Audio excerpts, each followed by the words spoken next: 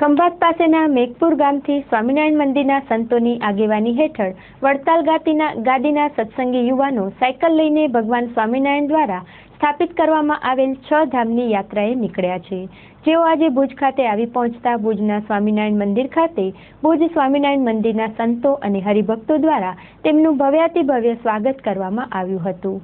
વડતાલ ગાદીના સંત શ્રી શાસ્ત્રી પૂજ્ય બાલકૃષ્ણદાસ સ્વામીની પ્રેરણાથી આયોજિત આ સાયકલ યાત્રા મેઘપુરથી પ્રસ્થાન કરી વડતાલ, અમદાવાદ, જેતલપુર, ભાલેરા, જૂનાગઢ થઈને ભુજ આવી પહોંચી છે। આ સાયકલ યાત્રામાં સ્વામિનારાયણ મંદિરના સંતો પણ સાયકલ ચલાવીને હરિભક્તો સાથે જોડાયા છે।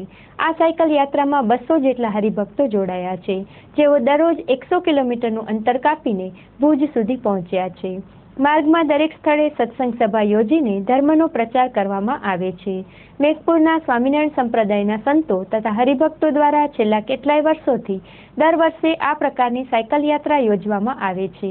આ વર્ષે આ સાયકલ યાત્રામાં જોડાયેલા સ્વામિનારાયણ મંદિરના સંત શ્રી દિવ્ય પ્રકાશજીએ તેમના અનુભવ વર્ણવતા ચંચળ ન્યૂઝ સાથે વાત કરી હતી।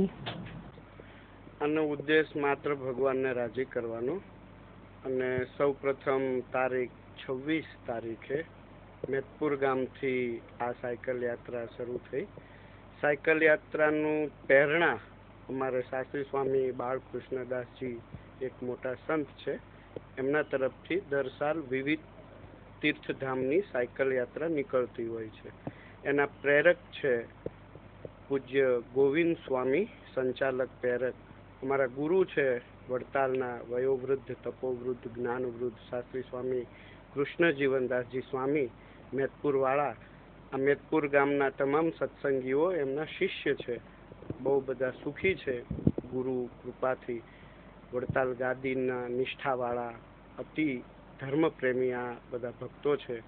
દર સાલ ઠંડીના ઋતુમાં સાયકલો પ્રવાસ લઈ અને જુદા જુદા, જેમ કે એક સાલ છપૈયા ગયા હતા, ભગવાનની જન્મભૂમિ છપૈયામાં।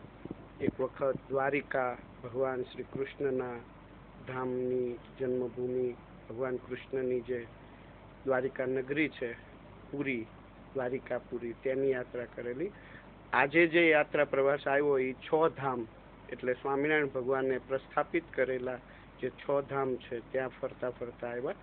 સૌ પ્રથમ વડતાલ ધામ, બીજું અમદાવાદ ધામ, ત્રીજું જેતલપુર, ચોથું ધોલેરા, પાંચમું જૂનાગઢપુર, જૂનાગઢ થઈ અને મોરબી થઈ, ભચાઉ અને અત્યારે ભુજમાં અમે લોકો આવ્યા છીએ। સાયકલ પ્રવાસમાં બહુ મજા આવી, બધા બહુ દિલથી સાયકલ ચલાવે છે। રોજની 100 કિલોમીટરની સાયકલ ચલાવવાની હોય, ત્યાં રાત્રિએ પછી બહુ મોટી વિશાળ સભા થાય।